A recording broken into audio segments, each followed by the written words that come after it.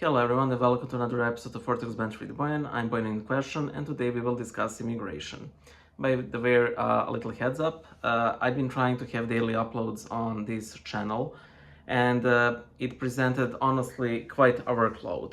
And it wasn't so much time consuming as it took a toll on my willpower because it simply drained any will of me to work. So going forth, there will be a new video on this channel, hopefully approximately every 3 days, and maybe it will pick up sometime later, but I'm trying to focus more on my main channel, Bible Illustrated, because the upload schedule there has gone to shreds and they really need to improve it. Immigration is a very difficult subject because there are so many variants to it, and it's very difficult to actually give a singular answer to it. Let's start first. In my personal opinion, and this is something I like to say in a lot of my videos, it is my personal belief that a country has an obligation not to make life difficult to people outside of it, but it is under no obligation to make it better for people outside of it, because it has its own things to deal with. So while I think that any country should absolutely abstain from waging war outside of its borders, I also honestly believe that if a country decides that absolutely no one is to enter its borders, that's that.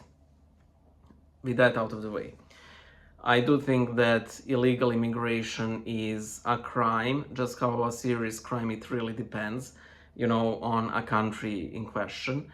And I think that anti-immigration policies are a good thing because a country can function with only so much people, new people coming in who are not part of its culture, who do not understand the language, don't follow its customs, and so on. And these can present extreme problems, and we have been witnesses of this, that these little immigrant communities, sometimes quite large immigrant communities, create these ghettos that start presenting huge issues for citizens at large, because those places where even the police doesn't go.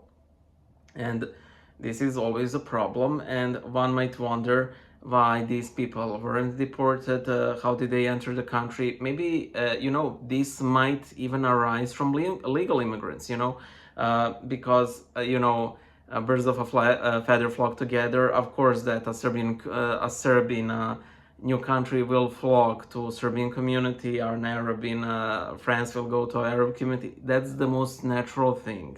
However, it also tends to be that these communities tend to foster crime with Serbian communities too. So I'm not saying like, oh, those evil Arab color communities. No, we do that too. So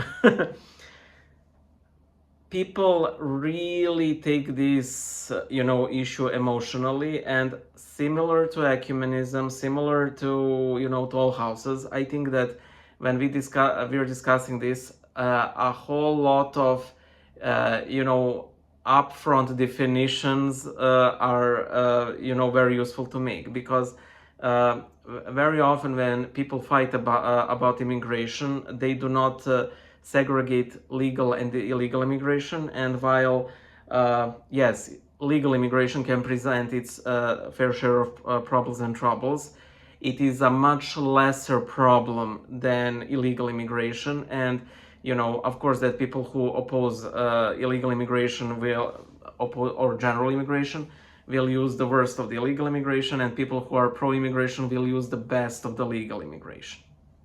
That's one thing. However, here we are talking law, and Christ teaches us that our justice needs to be greater than that of the lawyers.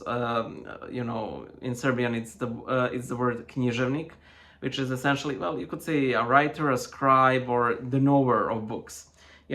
People who really understood the law of Moses and were trying to apply it very seriously in their day-to-day lives. Um, One of the most pressing issues with immigration is that, and again, this is the principle in law, that we generally can't know intent. We can sort of surmise intent from different actions, but in general, it's very difficult to actually determine. And this intent is the biggest issue when it comes to all of these different immigration debates. Why? Because why is someone entering a specific country? Is it because they're seeking a better life? Now, this is a given. Nobody, or very rarely, people go to a worse country.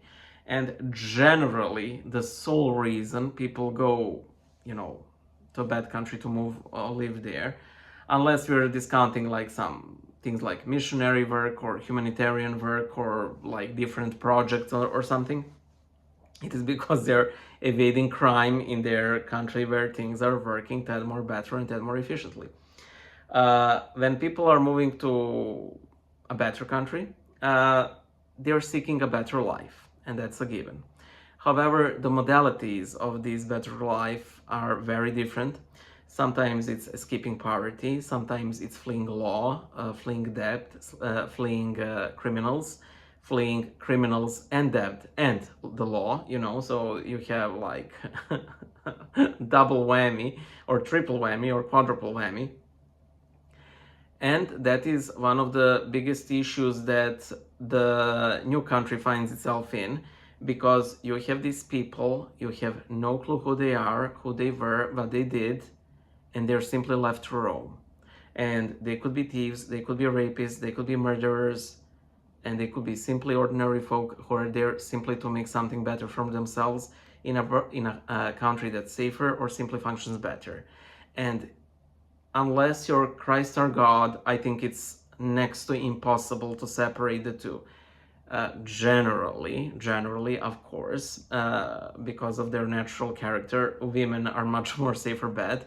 However, as all of us were very aware in Europe, you could basically see zero female migrants here.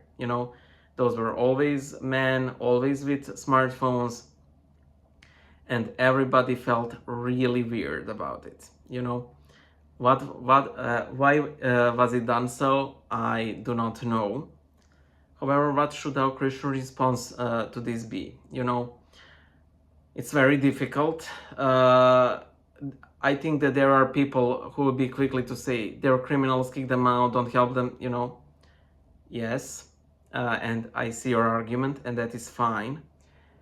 But I also think, honestly, that we should help out these people if such help is required, because ultimately there's a person there who's suffering, who is not in their like proper place of living, and the place that they left is generally far worse. And the biggest issue I see here is that if we see somebody who's struggling, we are certain of that fact. However, we are uncertain of everything that we impute on them because of their statement as a migrant, that they're thieves, murderers, rapists, they can cause issue, and so on and so forth. If we were honest, and if we, deny them help because they've entered the country illegally and so on, we could just as easily deny help to a whole lot of people. We should discontinue the prison ministry because those are criminals. We should stop helping the homeless people because a lot of them are suffering severe mental health issues that makes long-term resolution of their homelessness next to impossible, not to mention all of the drug use, again, very probable criminal activities, maybe not major, but petty thefts and so on. And I know that, and by the way, when I say help, I'm intentionally being vague because, I can't really tell you to get somebody in your home, because that could spell disaster on so many levels. And in most cases it would, because again, you can't know the intent. You do not know how that person will act. You don't know how will they be thankful, will they steal, will they, I doubt, like murder, but you never know. It's all very complicated. As I've said with this channel, I'm not trying to give you like this or that is most definitely certain and so on. I'm simply to like spark a conversation. I honestly believe that it is our Christian duty, when we see people who are struggling, like out in the streets, we are to help them within our means. Maybe not exactly money, because we all know how that can be misused, but we can always at least, provide food, water, blanket, whatever. I think that that would go a long way. Another issue is there's a lot of misinformation going on about migrants, and that is a big one, and this goes both ways. We all know those Trump's lies about pets being eaten, and these accusations were levied against legal migrants from Haiti. And again, this is an example of like legal migrants causing some sort of discomfort to a local community. And I don't mean like pets, but again, you have suddenly a lot of unknown people and you need to deal with them. So yeah, when dealing with migrants, if you're opposed to immigration, try to see the person who Lord decided to create before all of ages. He decided that this person is going to be born, and that ultimately Christ died even for this person. If you're pro-immigration or pro-migrants, be aware that a lot of criticism against migration still stands. That migrants, and especially like large numbers, can create horrible problems for local communities and individuals. Always be aware of the opposing sides in this. That's it, and I hope to see you guys in one of the next videos. Bye.